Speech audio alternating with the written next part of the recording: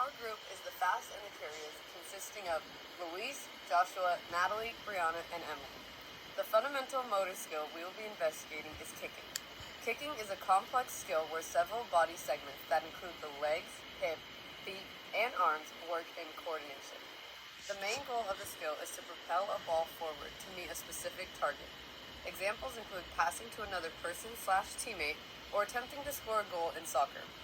Kicking is an important skill to have because for sports like soccer and football, it is fundamentally a part of the game. Good kicking skills gives athletes more opportunities for scoring and winning games. Practicing the skill helps maintain coordination, balance, and lower leg strength since kicking requires the cooperation of several different body components. We use the full body approach to determine the developmental stages of the participants ranging from 3 to 84 years old. The composite approach or total body approach described by Payne and Isaacs give insight into the development of motor skills by focusing on the whole body rather than just body segments. With the kicking skill, we will not only be observing the individual's leg, but rather the whole body. Phases of the full body approach. Kicking is split into 3 phases. First, the preparatory phase. This could be described as the wind-up phase. Here is where someone is either bringing their leg backward or taking a step or two to meet the ball. 2. Force production.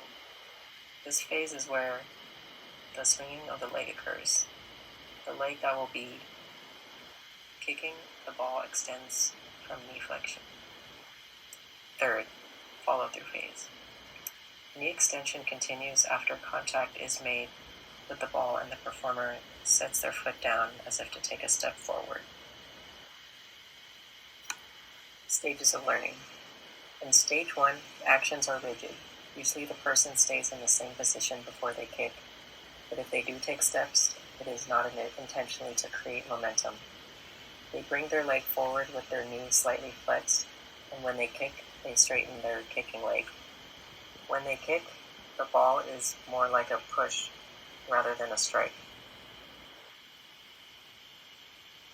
After the kick, they either step forward or backward to regain balance.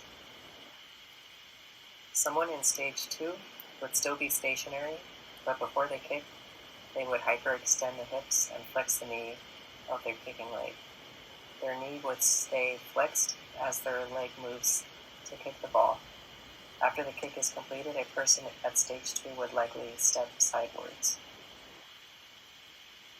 A person at stage 3 of learning would take one or more steps in the prep phase, and their last step with the supporting leg is usually next to the ball. The kicker generally flexes their knee less than someone at stage 2, and their kicking foot stays close to the ground as it is approaching the ball. After they kick, they either take a step forward or remain in the same spot they kick the ball.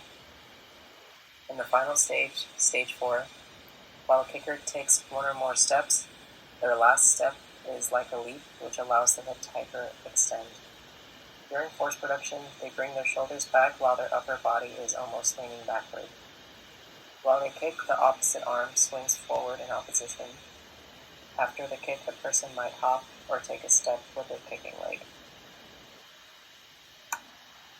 Russian physiologist Bernstein's degrees of freedom problem describes the coordination of an individual and suggests that an individual who is in their early learning stage, who performs a new skill, must freeze themselves, as the body has the potential to move in a variety of ways, and limit their bodily movements in a way that will be inefficient but also simplify the movement for the individual.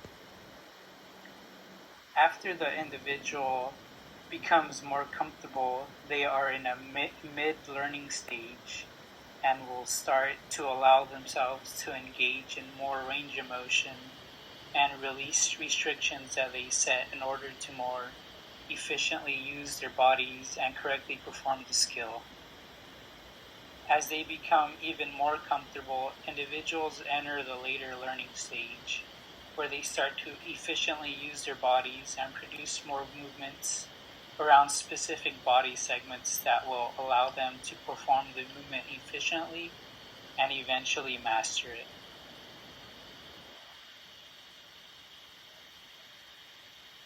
Here is my niece. She is 3 years old. She tries to imitate the form of her other siblings who play soccer, but she is still in the early stages of physical development.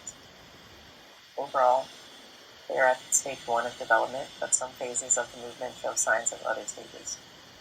While she does take a couple of steps to approach the ball like in higher stages, she stops just short of the ball and her steps are more so to maintain balance instead of generating momentum. She pauses before she kicks. Her thighs move forward with a slightly flexed knee. During her follow-through, her leg remains extended at about 180 degrees until she needs to take a step forward to regain balance. They are in the early learning stage as they freeze or limit their bodily functions in order to simplify the task of kicking the ball. This observation lines up with Sacco et al. 2021, where they also noted that lower skilled kickers stop and stand behind the ball before they attempt to swing their legs.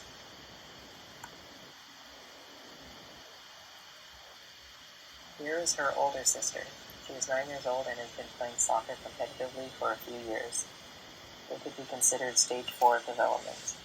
The participant knows how many steps she needs to take before making her final step, the leap she needs to help generate momentum for the next phase. During her force production, her trunk is inclined backwards as she makes contact with her supporting leg on the ground. She quickly extends her leg at the knee joint to make contact with the ball, and you can see the use of arm-leg opposition. This participant would also be considered to be in the later learning stage as she is able to manipulate her body efficiently so that maximum force is generated at the knee joint.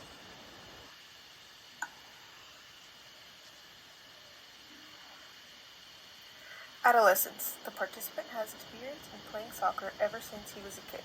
We can see that his approach to kicking the ball is very different from other participants in strength, speed, and movements. He gains speed and leans forward to gain strength before kicking the ball harder than any other participant. There is also movement of his arms involved where he is gaining speed before kicking the ball.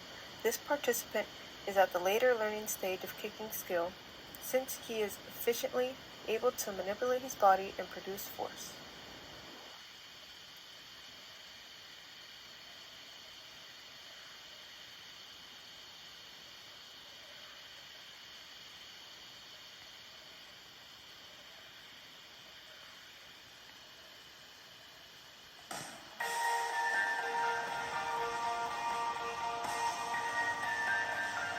This participant here is my 84-year-old coworker. She would be considered at a stage 3. She takes a step forward towards the ball while the other leg stays planted near the ball for support. As you can tell, she doesn't lean forward at all and extends her leg a bit far back before kicking the ball. She also puts her arm out for balance before kicking and holds them in that position through the follow-through phase. This participant can be described as being on the mid-learning stage, as she did complete the full range of motion. However, she failed to produce the most movement at the knee joint. Decline in motor skills seen in older adults is usually associated with changes in physiology. However, it also varies with each individual as other factors like level of familiarity contribute to this decrease, as research suggests.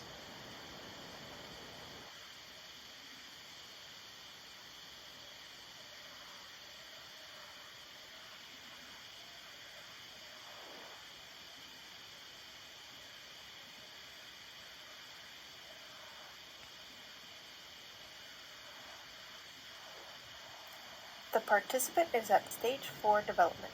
Our group member takes a couple steps from their preparatory phase, and their last step is close to being a leap towards the ball. Her shoulders remain retracted for most part during her force production, so we see arm-leg opposition as indicated in stage 4. As mentioned with her leap, the forward momentum she generates is what gives her kick increased power. This participant is at the later learning stage as the skill is performed smoothly and efficiently.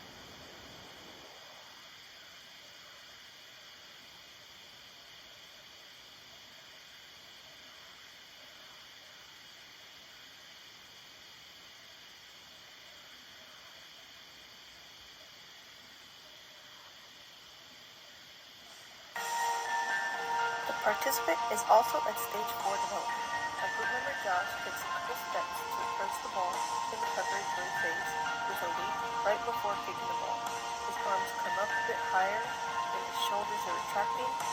When in the force producing stage, his body is inclined a little bit forward instead of back. And when in the follow through phase, we see that he does end up leaning just a little bit further back.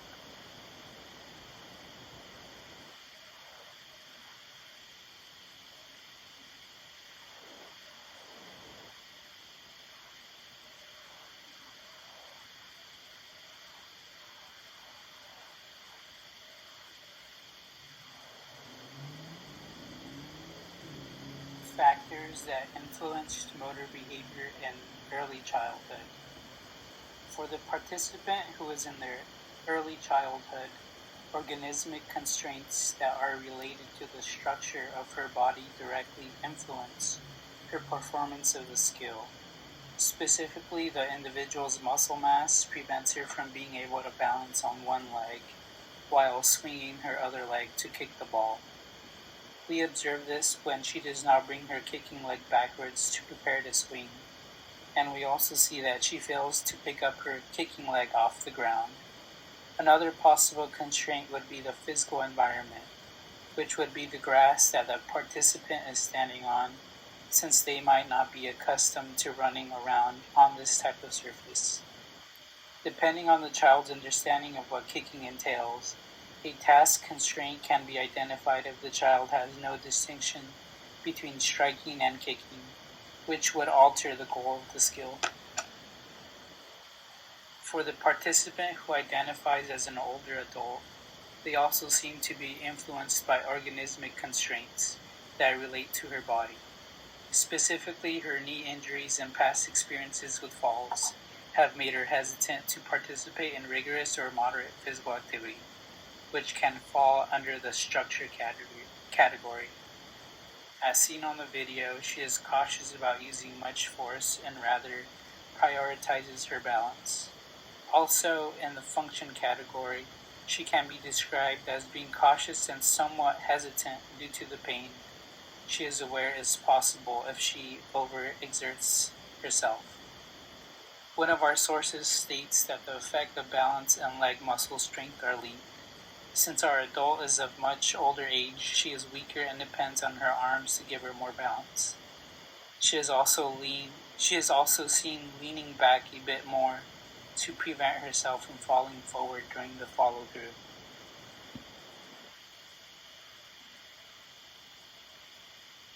In this video, we observed the skill of kicking among different age groups. These age groups included childhood, middle childhood, adolescence, adulthood, and a senior adult.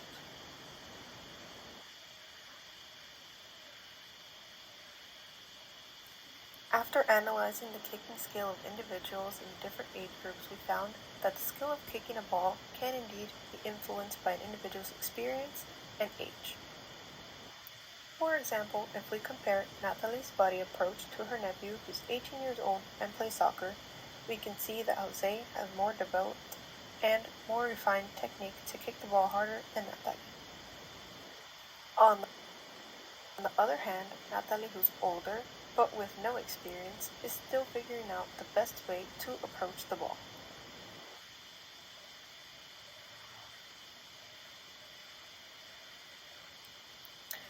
Our findings mean that age and experience has a big impact on our motor skills. On the videos, we can see how each participant kicks the ball with a different approach, speed, and strength. The segments involved in kicking also play a role in the way each individual kicks the ball.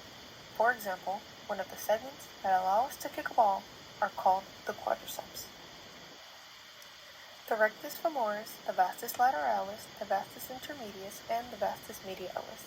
With age or injuries, the segment's mobility decreases, therefore an individual will have a harder time kicking a ball as well as they used to. We can see this happening with the older individual in the video.